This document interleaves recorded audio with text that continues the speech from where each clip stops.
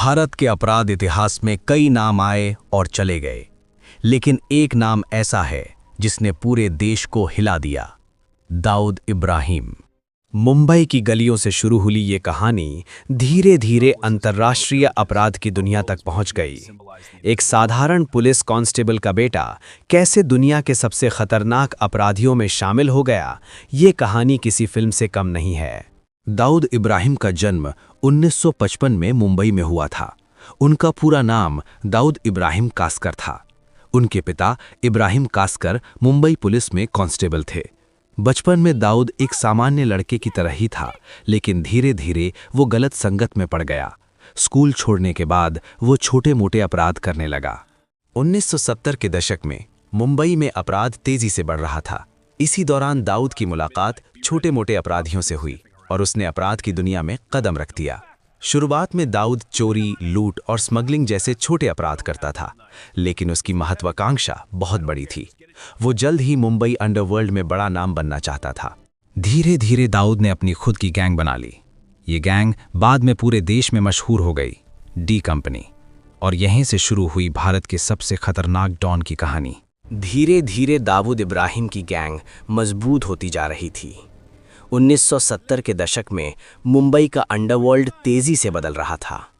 उस समय शहर में कई छोटे बड़े गैंग सक्रिय थे जो स्मगलिंग, उगाही और अवैध कारोबार में शामिल थे। दाऊद ने शुरुआत में छोटे अपराधियों को अपने साथ जोड़ना शुरू किया। वो बहुत चालाक था।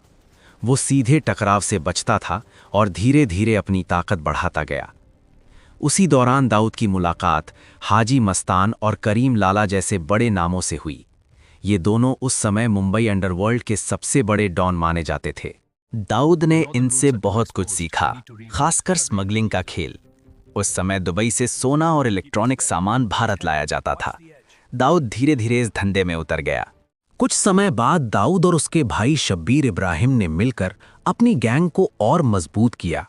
दोनों भाइयों की जोड़ी तेजी से मशहूर होने लगी, लेकिन फिर एक घटना ने सब कुछ बदल दिया। 1981 में शब्बीर इब्राहिम की हत्या कर दी गई। कहा जाता है कि ये हत्या गैंग वॉर का हिस्सा थी। इस घटना ने दाऊद को अंदर तक हिला दिया।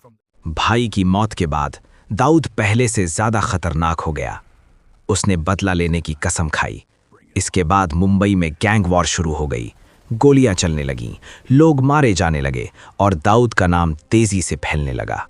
धीरे धीरे दाऊद ने अपने दुश्मनों को खत्म करना शुरू कर दिया और मुंबई के अंडरवर्ल्ड पर कब्जा करने लगा। अब दाऊद सिर्फ एक अपराधी नहीं रहा था, वो बन चुका था मुंबई का नया डॉन। और यहीं से शुरू हुई उसकी अंतर्राष्ट्रीय अपराध की दुनिया। 1980 के दशक के मध्य तक दाऊद इब्राहिम का नाम पूरे मुंबई में फैल चुका था। पुलिस भी अब उसके पीछे पड़ चुकी थी। गैंग वॉर, हत्या और उगाही के मामलों में उसका नाम बार बार सामने आने लगा। दाऊद समझ चुका था कि भारत में रहना अब मुश्किल होता जा रहा है, इसलिए उसने एक बड़ा फैसला लिया, देश छोड़ने का। कहा जाता है कि 1986 में दाऊद भारत छोड़कर दुबई भाग गया। वहां पहुंचकर उसने अपनी गैंग को और मजबूत करना शुरू कर दिया। दुबई में दाऊद ने अपना अंतर्राष्ट्रीय नेटवर्क बनाना शुरू किया। अब उसका कारोबार सिर्फ भारत तक सीमित नहीं था। वो स्मगलिंग, हवाला, उगाही और ड्रग्स जैसे बड़े अपराधों में शामिल हो गया। धीरे धीरे डी कंपनी दुनिया की सबसे खतरनाक आपराधिक संगठनों में शामिल हो गई। दाऊद का network India, Pakistan, United Arab Emirates और कई अन्य देशों तक फैल गया। इसी दौरान दाऊद का नाम बॉलीवुड से भी जुड़ने लगा। कहा जाता है कि वो फिल्म इंडस्ट्री में पैसा लगाने लगा था। कई फिल्म निर्माताओं और अभिनेताओं को धमकियां भी दी जाती थीं। धीरे धीरे दाऊद का नाम डर का दूसरा नाम बन गया। उसके फोन कॉल से बड़े बड़े लोग घबरा जाते थे। अब दाऊद सिर्फ मुंबई का डॉन नहीं रहा था, वो बन चुका था अंतर्राष्ट्रीय अपराध की दुनिया का बड़ा नाम। लेकिन फिर 1993 में कुछ ऐसा हुआ जिसने पूरे भारत को हिला दिया।